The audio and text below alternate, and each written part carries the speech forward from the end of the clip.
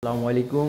আজকে আপনাদের দেখাবো আমরা বিদেশে কীভাবে পাক করে খাই আর কে কে কে পাক করে, তো তাদের এক্সপিরিয়েন্স কী বা কত বছরের অভিজ্ঞতা এই সম্পর্কে তাদের থেকে কিছু কথা শুনবো।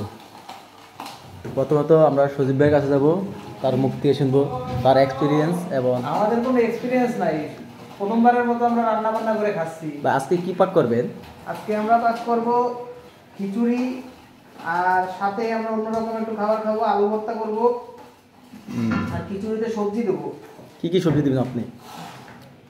সবজি এটা কি? এটা হচ্ছে কুমড়া। বাংলাদেশের মতো না, এদেশে অন্যরকম কুমড়া পাওয়া যায়, লম্বা সাইজের কুমড়া। আর আমরা হচ্ছে খিচুড়ির মধ্যে কুমড়া দিব, আর আলু ভর্তা বানাবো। খিচুড়ি আর আলু ভর্তা চলবো আজকে। আসলে আমরা খাওয়ার খরচটা কমানোর জন্যই আমরা খিচুড়িটা করি। আলু ভর্তার সাথে একটু ম্যাশ পটেটো যাকে বলে। তো এখন আমরা জিজ্ঞেস করবো আমার বড় ভাই বকুল, তো সে কত বছরকার অভিজ্ঞতা বা সে আগে পরে কোনো বিদেশ করছে কিনা, সে এরকম পাকটা কাজ কোনো জায়গায় করছে কিনা, তার সাথে এগুলো জানবো। তো বকুল ভাই কেমন আছেন প্রথমত জিজ্ঞেস করি? জি আলহামদুলিল্লাহ ভালো আছি। ভাই আপনি কেমন আছেন? জি আলহামদুলিল্লাহ আমরা সবাই ভালো আছি। আপনি আশা করি ভালো আছেন। এখন আপনি বলেন, আগে আপনি কোনো দেশ করছেন বিদেশে? না, আমি আগে কখনো বিদেশ করি নাই। দেখা গেছে এখন কি করবো, বিদেশে আসছি নতুন। আগে পরে এমনি বাসায় রান্না বান্না করছি মোটামুটি নিজের খাবারের জন্য। জি জি, মানে আপনি দেশে কিছু টুকটাক পাকশাক করছেন? হ্যাঁ, টুকটাক মাঝে মধ্যে করছি। এখন দেখা গেছে ওই অভিজ্ঞতাটা আছে বিদায় এখন কিচিং এ ঢুকছি। অল্প স্বল্প রান্না করতেছি। আমার 30 জনের রান্না, তো এখন 30 জনে তো সবাই রান্না করতে পারে না, অনেকে রান্না করতে পারে, অনেকে করতে পারে না। এই জন্য হচ্ছে আমরা যে সজীব ভাই আর আমি, আর এখানে আছে সজল ভাই, আমরা 3 জনে সজীব ভাই দিতেছি যেমনি পারি আর কি, মিলে ঝিলে রান্না করতেছি প্রতিদিনের মতোই। সবাই মিলে একসাথে রান্না করি, সবাই রান্না করি, যাই হয় ওটাই খাই আমরা সবাই মিলে ঝিলে। হ্যাঁ, কথা আছে না যে নিজেরা পাকাইলে খারাপটা হলে ওরা নিজের কাছে ভালো লাগে, এটাই। হ্যাঁ অবশ্যই। ভাই বিদেশের বাড়ি সব থেকে বড় কথা, আমরা ভাত রান্না করে খাচ্ছি এখন থেকে, প্রথম থেকে আসার পর থেকে এখনো ভাত খাচ্ছি।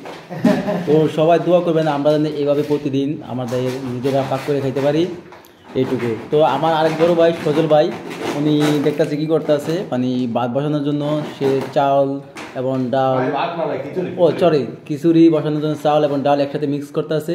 দেখি সে কীভাবে ডালতে আছে, তার থেকে আপনারা কিছু শিখে নিব। প্রথমত ভাই আপনি কি করবেন?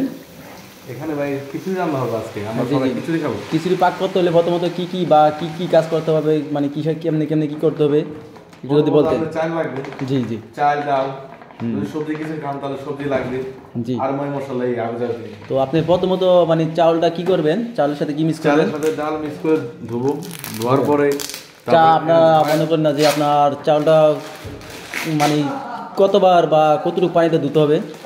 ভাই এটা মানে 3-4 ধোয়া দিতে পারে, 3-4 থেকে ধোয়া। হ্যাঁ, ধোয়ার পরে কি তারপরে কি করতে হবে ভাই? ধুয়ে একটু ঝরা দিয়ে তারপরে ময় মশলাটা কষায়, তারপরে চালটা একটু কষানোর পরে পানি দিলেই ইনশাল্লাহ হয়ে যাবে। কি জি জি, আপনারা যারা বিদেশে আসতে চান বা আসার পরে যদি খিচুড়ি খেতে চান, আপনারা যথেষ্ট পরিমাণ মানে সবজি এবং চাল ডাল মিক্স করে নিজেরা খিচুড়ি পাকিয়ে খাইতে পারবেন। মানে নিজেরা পাকিয়ে খাইলে একটা আলাদা মজা, যার কারণে যে আমরা সবাই মিলে নিজেরা পাকটা করার জন্য নিজেরাই করতে আছি। তো সবাই ভালো থাকবেন, আজকের জন্য এইটুকু ভিডিও।